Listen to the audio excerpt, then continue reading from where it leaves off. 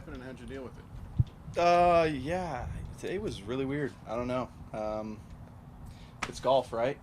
I mean, you're never going to play your best all the time, right? So I just felt like a couple things got off a little bit. Didn't really hit bad shots. It just didn't go where I wanted to. And I went to some really bad places, and unfortunately didn't save par from them, and stuff just didn't go my way today. And that's okay. Not a big deal.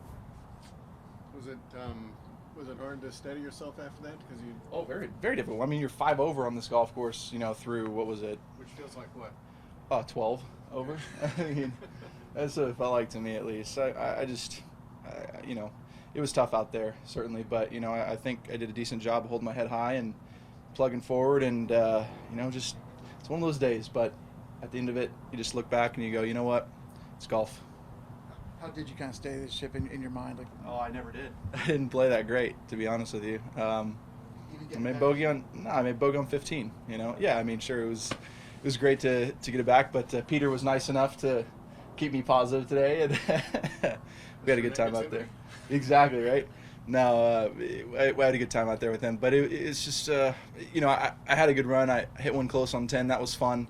I mean, there was just a moment where I was just like, okay, I'm just gonna hit it as hard as I possibly can today and have some fun. Can you on 10? Can you explain your pre-shot routine?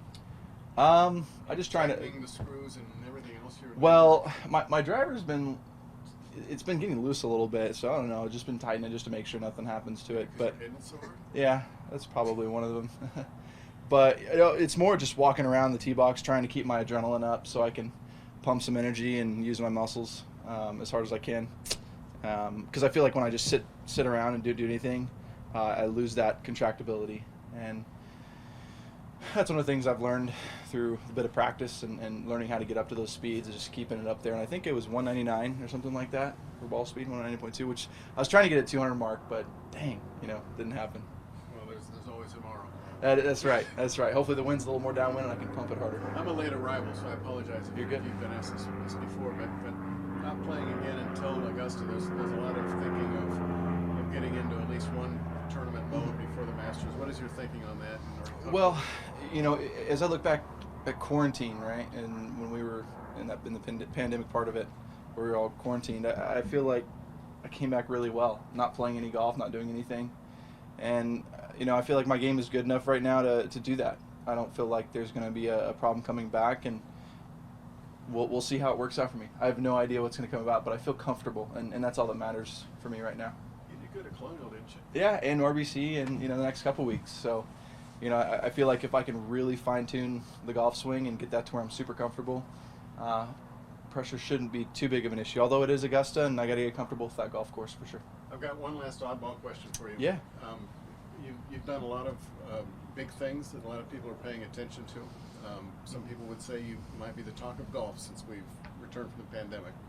How would you know? There's nobody out here. Well, you social people media. are looking about you and talking about you, and you're Yeah, getting a lot of attention. How do you know when there's nobody out here?